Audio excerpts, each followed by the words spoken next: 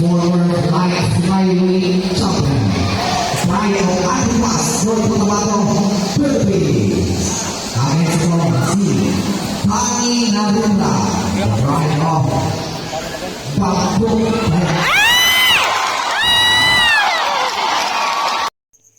Ayan, second round pa lang mga kaibigan, bumagsak na ang kalaban.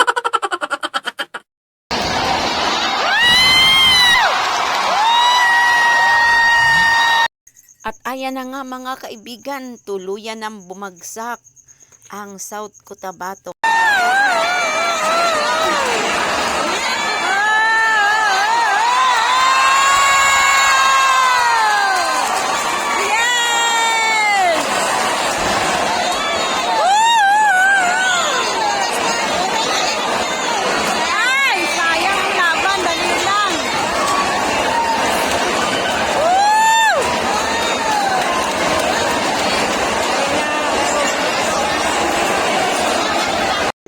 Ang pinakasobrang inaabangan ng lahat ng tao dito sa Antipas poblasyon ay nahulog lang sa wala dahil second round lang po ang laban mga guys.